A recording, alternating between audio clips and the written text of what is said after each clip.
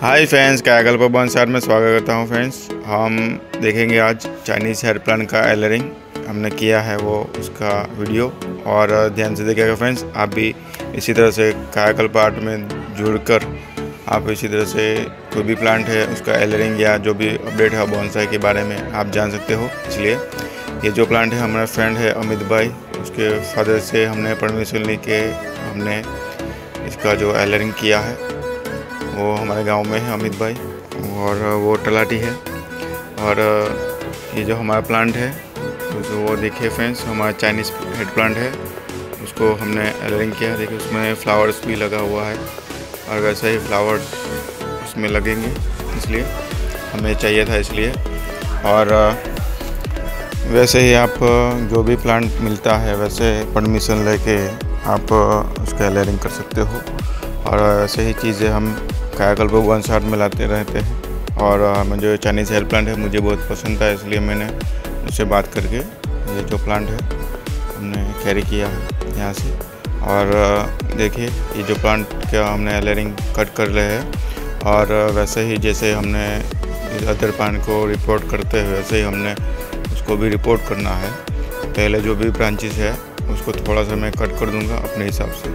आप भी थोड़ा सा जो भी लंबी कटिंग है, जो भी एलरिंग लंबी होती है तो थोड़ा सा कटिंग करना ज़रूरी होता है, क्योंकि उसके रूट जो है बहुत कम होते हैं और उसके लिए जो एलरिंग है थोड़ा सा कट करना होता है, नहीं तो हमारा जो प्लांट है एलरिंग हो जा सकती है। इसलिए ओके फ्रेंड्स, तो इस वजह से ही थोड़ा सा हमने यहाँ पे देखिए रूट्स है इसमें भी आ गई है। तो वैसे ही आप भी जो भी एलरिंग करो तो ये ध्यान में रखना है।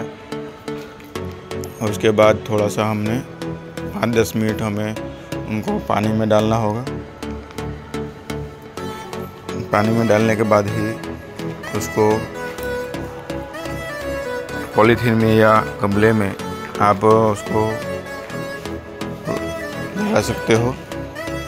लगा सकते हो, क्योंकि उसमें जो कोकोपीट है, हमारी जो कोकोपीट है उसको रूट को संभाले हुए है, तो रोको जो सूख गई है तो उसको थोड़ी नमी मिल जाए और सही से कोकोपीट उसके साथ रूट के साथ ही रहे, इसलिए उसको रखना है।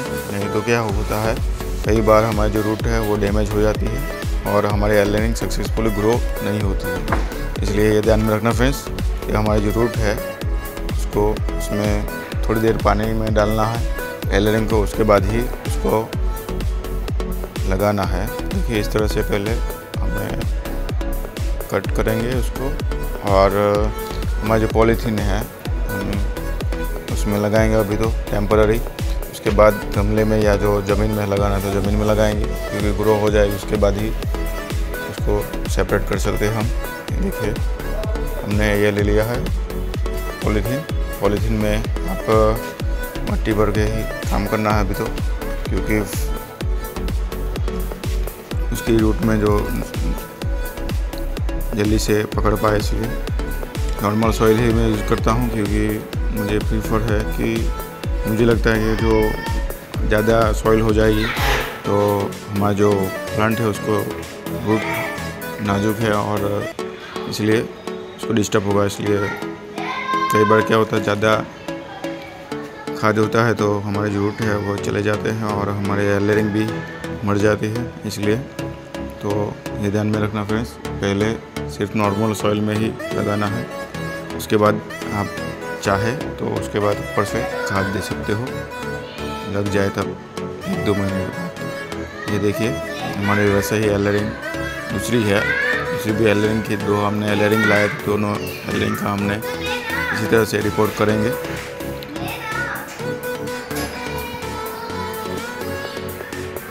वैसे ही देखिए पूरा वैसे ही हमने एलरिंग किया है। और हमारा जो कायाकल्प आर्ट है उसे शेयर कीजिएगा, कमेंट कीजिएगा, सब्सक्राइब भी कीजिएगा, ताकि हम इसी तरह के वीडियो कायाकल्प आर्ट बनाते हैं आपको मिलते रहेंगे और आप अच्छे से वर्क कर पाओगे फ्रेंड्स। और कोई भी क्वेरी हो एलरिंग के बारे में या बॉन्साई के बारे में तो आप कमेंट में पूछ सकते हो हमें।